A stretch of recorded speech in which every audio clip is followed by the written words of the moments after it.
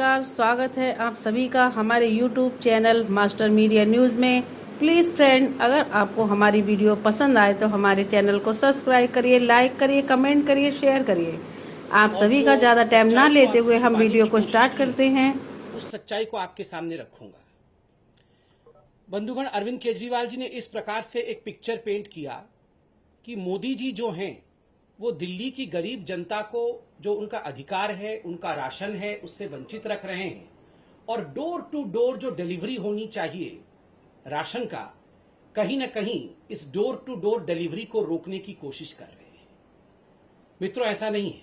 हकीकत क्या है, पहले तो मैं आपको बताना चाहूंगा कि मोदी जी ने अर्थात केंद्र सरकार ने दिल्ली की लगभग 72.78 लाख लोग जो नेशनल फूड सिक्योरिटी एक्ट के अंतर्गत आते हैं, उनके लिए मोदी जी ने क्या किया है और क्या दिया है जहां तक राशन का संबंध है।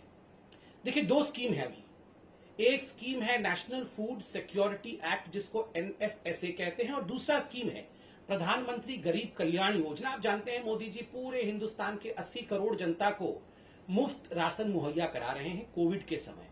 तो ये दो स्कीम के अंतर्गत दिल्ली में भी जो गरीब बंधु हैं, उनको भी, जो मजदूर हैं, जिनको आवश्यकता है, उनको भी मोदी जी राशन पहुंचा रहे हैं। कितना राशन अभी तक पहुंचाया गया है और कितना पहुंचा है, इसका हिसाब किताब हम देंगे। देखिए, याद रखिए, भारतीय जनता पार्टी हिसाब किताब में विश्वास रखती है, ड्रामा में नहीं।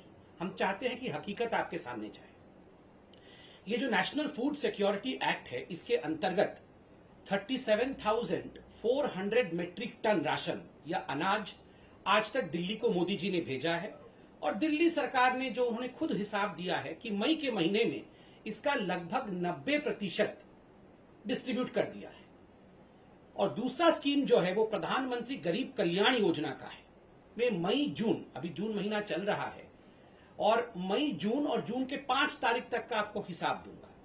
इन दोनों महीनों में जो दिल्ली का कोटा है, उससे अधिक 72,782 मीट्रिक टन यह अनाज जो है मोदी जी ने दिल्ली को भेजा। दिल्ली ने कितना उठाया? दिल्ली 53,045 मीट्रिक टन ही उठा पाई, अर्थात सारा उठा नहीं पाई, इतना ही उठा पाई। और ये जो 53,000 मीट्रिक टन उठाया है उन्होंने अपने कोटे में से, उसका मात्र 68% ही उन्होंने डिस्ट्रीब्यूट किया है। मात्र 68% ही वो बांटने में समर्थ रहे हैं, बाकी वो बांट नहीं पाए। मुझे बड़े दुख के साथ कहना पड़ रहा है कि यहां अरविंद केजरीवाल जी ने बहुत सारे आंकड़े नहीं दिए। पहला आंकड़ा जो अरविंद केजरीवाल जी ने नहीं दिया वो यह है कि ये जो NFSA national food security act का स्कीम है, इसके अंतर्गत कितना पैसा, ये एक सब्सिडाइज स्कीम है, अर्थात इसका पैसा जो है वो केंद्र सरकार देती है और एक बहुत मिनिमम पैसा जो है वो राज्य सरकार देती है।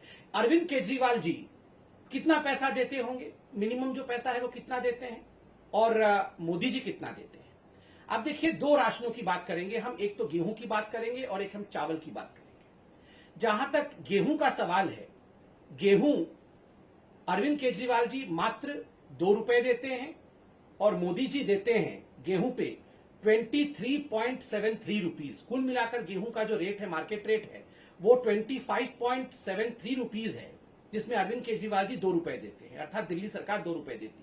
ठीक उसी प्रकार चावल में अरविंद केजरीवाल जी मात्र 3 रुपए देते हैं और मोदी जी देते हैं 33.79, अर्थात केंद्र सरकार देती है 33.79 रुपीज और राज्य सरकार देती है 3 रुपया। मैं ऑडियो नहीं आ रहा है, इसको अनम्यूट करता हूं।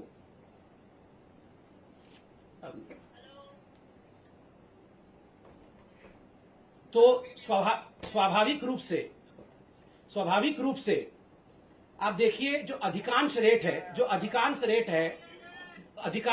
है वह केंद्र सरकार देती है और एक बहुत मिनिमल अमाउंट जो है वो राज्य सरकार देती है। मगर उसमें भी जिस प्रकार की राजनीति हो रही है वो हम सब देख रहे हैं। बंधुगण, ये जो नेशनल फूड सिक्योरिटी एक्ट है, यह एक राष्ट्रीय स्कीम है, यह एक नेशनल स्कीम है।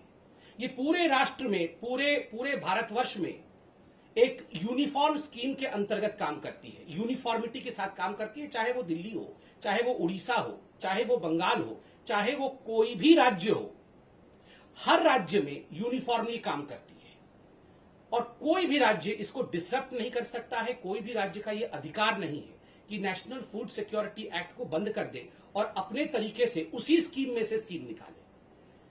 देखिए, अगर अरविंद केजरीवाल जी वाकई गरीबों के बीच में इसके अतिरिक्त कोई राशन बांटना चाहते हैं और वो चाहते हैं कि वो गरीबों का कल्याण करे, इसके ऊपर कल्याण करे, तो उसके लिए अरविंद केजरीवाल जी राशन प्रोक्योर कर सकते हैं। जो केंद्र सरकार देती है उसके अलावा भी राशन खरीद सकते हैं और नोटिफाइड रेट में खरीद सकते हैं। अर्थात जो रेट मैंने आपको कहा उस रेट के अलावा भी, उस रेट के अलग भी, जिस रेट में बंगाल को मिलेगा, जिस रेट में झारखंड को मिलेगा, जिस रेट में उड़ीसा को मिलेगा, जिस रेट में उत्तर प्रदेश को मिलेगा, उस रेट में भी अनाज खरीद करके वो अलग से अपनी स्कीम चला सकते हैं। वो उसका कोई भी नामांकन रख सकते हैं। इसमें किसी प्रकार की कोई आपत्ति ना तो केंद्र सरकार को होगी, ना तो किसी को आपत्ति होगी। दोनों मिलकर काम कर सकते हैं। मगर जिस प्रकार से वो ये दिखाने की कोशिश कर रहे हैं कि केंद्र उनको उनका स्कीम चलाने नहीं दे रही है, ये गलत है। दूसरा विषय है अरविंद केजरीवाल जी का ये जो स्कीम है, जो घर घर राशन वाला स्कीम है, उसमें एक जो बहुत महत्वपूर्ण बात है, उसको बड़ी चतुराई के साथ अरविंद केजरीवाल जी ने छुपा दिया।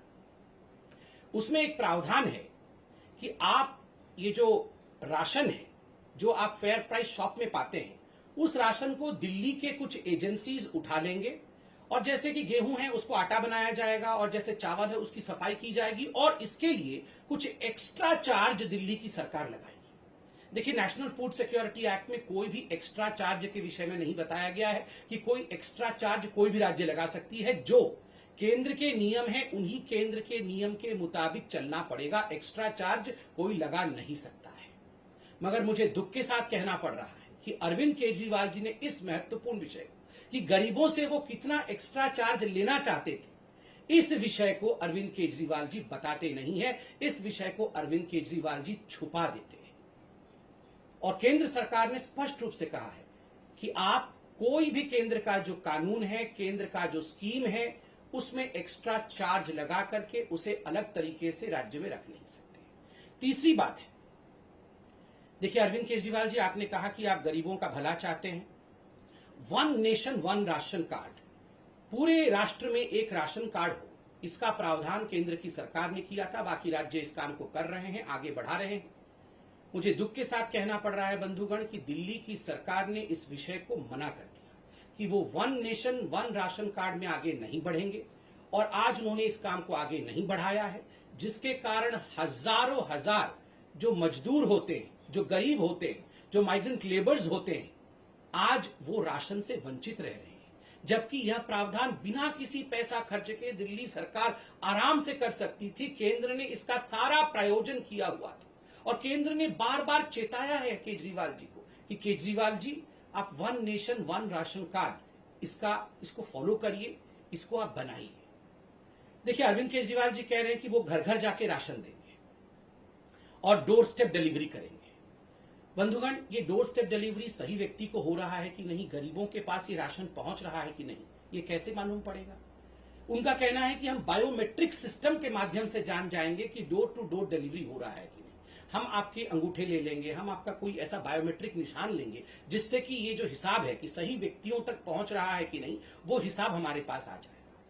मगर यहां केंद्र की सरकार ने अरविंद केजरीवाल जी को रिमाइंड भी किया है और मैं भी बताना चाहूंगा कि एक point of sale EPOS machine होती है। आपने देखा होगा, दुकान में आप जाते हैं तो कई बार उसमें कार्ड स्वाइप होता है, एक मशीन होती है जो इंटरनेट के माध्यम से कनेक्टेड होती है और उसमें जो भी डेटा जाता है वो डेटा सरकार के उच्च अधिकारियों तक, सरकार के कंट्रोल रूम तक पहुंच जाता है।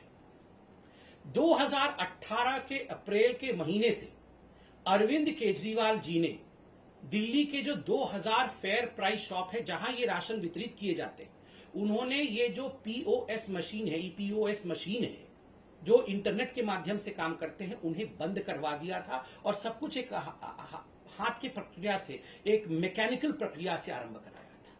तो आप बताइए, सही गरीब तक जा रहा है या नहीं, ये राशन उचित व्यक्ति तक जा रहा है या नहीं, ये कैसे मालूम पड़ेगा जब आपने POS मशीन ही बंद कर रखा है और अब बहुत कहने के बाद आपने POS मशीन चालू करने की बात की।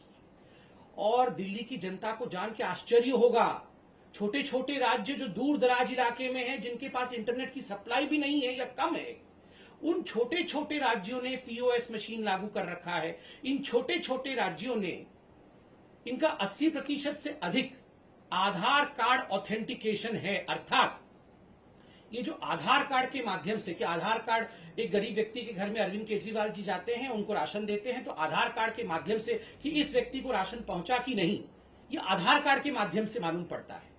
जो नेशनल एवरेज है वो 80% का है, किंतु दिल्ली में आधार कार्ड ऑथेंटिकेशन 0 है। अर्थात अरविंद केजरीवाल जी ने इस पे कोई काम नहीं किया है। हमें मालूम ही नहीं पड़ेगा कि अरविंद केजरीवाल जी ये राशन उठा करके किसको दे रहे हैं। तो आप बताइए, क्या ये एक बहुत बड़ा स्कैम, मैं तो कहूंगा ये स्कैम होते होते रुका है। ये बिल्कुल 25 तारीख से जो अरविंद केजरीवाल जी ये जो राशन डाइवर्टिंग सिस्टम, ये कहीं ना कहीं राशन को डाइवर्ट करना चाहते थे। ये इतने बड़े स्कैम को करना चाहते थे कि आप देखिए, जिस व्यक्ति तक ये राशन पहुंचना चाहिए उस व्यक्ति तक ये राशन नहीं पहुंचेगा, और ये राशन न जाने किसके पास पहुंच जाता। ना उसका आधार कार्ड ऑथेंटिकेशन है, ना वहां ईओएस मशीन है, और आखिरकार बाद में आप दिल्ली में देखते कि 7, 8, 10 गुना अधिक इन्फ्लेटेड प्राइस में गेहूं और चावल आपको दिल्ली में मिल रहा होता। यही अरविंद केजरीवाल करना चाहते थे। मैं ऐसा क्यों कह रहा हूं? आज अरविंद केजरीवाल जी ने राशन के घपले, राशन माफिया, सबके बारे में बात की। बंधुगण, आपको ये याद है ना, ये राशन कार्ड कैसे बनाते थे इनके मंत्री, आपको याद है ना? ये इनके राशन कार्ड मंत्री राशन कार्ड ऐसे बनाते थे, फेवर लेके लोगों से राशन कार्ड बनाते थे। पूरा केस कोर्ट में गया और अरविंद केजरीवाल जी को अपने मंत्री को ही हटाना पड़ा। अरविंद जी, आज आपकी जो उद्गार को हमने देखा, जो आप इतना कह रहे थे कि मैं राशन के लिए बहुत चिंतित हूं और बचपन से ही मैं चाहता था कि दिल्ली की जनता का भला हो, राशन कार्ड तो आपने ऐसे बनाया था। राशन कार्ड बनाने में ही आप घपला करते थे, सेक्सुअल फ्लेवर लेके आपके जो मंत्री हैं वो राशन कार्ड बनाते थे। बंधुगण, आज पार्टी ने हमारे कहा भी है और आपने ट्वीट भी देखा है कि ABCDEF, ये जो अरविंद केजरीवाल के ABCDEF है, हम उसको आज उजागर करेंगे। क्या है अरविंद केजरीवाल जी का ये गवर्निंग मॉड्यूल या उनका जो काम करने का तरीका है? ए क्या है? ए फॉर एडवर्टाइजमेंट। केवल एडवर्टाइजमेंट करना है, कुछ करना नहीं है, केवल एडवर्टाइजमेंट करना है। आज आप देखते होंगे कि वो जो बहुत सारे सिलेंडर रखे हुए होंगे और उसके बीच अरविंद केजरीवाल जी मास्क पहन के चल रहे हैं। हर जगह ये फोटो आ रही है, बहुत सारे सिलेंडर रखे हुए हैं और अरविंद केजरीवाल जी चल रहे हैं, एडवर्टाइजमेंट आ रही है, और वो कह रहे हैं कि हम 3rd वेव की तैयारी कर रहे हैं। अरविंद केजरीवाल जी, ऐसे ही अगर आप सिलेंडर के बीच में मास्क पहन करके 2nd वेव से पहले चल दिए होते तो आज 2nd वेव ही नहीं होता और ये सारी चीजें नहीं होती। आप उस समय भी एडवर्टाइजमेंट कर रहे थे, आज भी एडवर्टाइजमेंट कर रहे हैं। 1000 करोड़ रुपए, 900 करोड़ के आसपास आपने एडवर्टाइजमेंट में खर्च किया। और दिल्ली वासियों, अगर यही 900 करोड़ रुपए उन्होंने राशन पे खर्च कर दिया होता ना, तो आज घर घर अनाज तो क्या, घर घर फल फ्रूट तक पहुंच गया होता। सबके घर में एक सेव, एक अनार भी पहुंच रहा होता, अगर वो वाकई 1000 करोड़ रुपए एडवर्टाइजमेंट पे नहीं खर्च करते। A for advertisement, B for blame. हर चीज में मोदी जी आपने ऐसा कर दिया, मोदी जी आपने वैसा कर दिया, मोदी जी आपने मुझे ऑक्सीजन नहीं दिया, मोदी जी आपने मुझे रेमडेसिविर नहीं दिया, मोदी जी आपने हमें हॉस्पिटल का बेड नहीं दिया। फिर सुबह उठ के देखो तो टीवी पे चल रहा होगा, अरविंद केजरीवाल जी ने सबको बेड दे दिया है, अरविंद केजरीवाल जी ने सबको ऑक्सीजन दे दिया है, हम घर घर ऑक्सीजन पहुंचाएंगे। अरे आप तो ब्लेम कर रहे थे सुबह से कि मोदी जी ने आपको कुछ नहीं दिया, और फिर कैसे आपने घर घर पहुंचा दिया? मोदी जी राशन नहीं दे रहे, राशन क्या दे रहे हैं मोदी जी ने? हमने अभी आपको आंकड़े दिए हैं। मोदी जी 25 रुपए दे रहे हैं, आप 2 रुपए दे रहे हैं। मोदी जी 33 रुपए दे रहे हैं, आप 3 रुपए दे रहे हैं। और उसके बाद भी आप इतनी जोर आवाज कर रहे हैं, जबकि जो भी आपका ड्यू है, वो ड्यू आपको मई और जून के महीने का वो दे दिया गया है, आप उसे डिस्ट्रीब्यूट नहीं कर पा रहे हैं। फिर भी B for blame, A for advertisement and B for blame. C for credit. हर चीज में क्रेडिट लेना है जी इनको, बस क्रेडिट। सुबह से उठकर दोनों भाई अरविंद केजरीवाल और मनीष सिसोदिया 2 डायरेक्शन में निकल जाते हैं, क्रेडिट लेने की डायरेक्शन। अरे आप तो खुद ही बोलते हैं हमें काम करने नहीं दिया जा रहा है, कोई भी नहीं चाहता है कि दिल्ली सरकार काम करे। मोदी जी आपको सारे अड़ंगे अटका के रखे हुए हैं, कोई भी आपको आगे नहीं बढ़ने दे रहा है, फिर कई चीज की क्रेडिट ले लेते हैं जी। मोहल्ला क्लिनिक खोल दिया जी हमने, पूरे विश्व का सबसे बड़ा मोहल्ला क्लिनिक है। आप देखिए हर गली कोने में मोहल्ला क्लिनिक है। इतना क्रेडिट लिया आप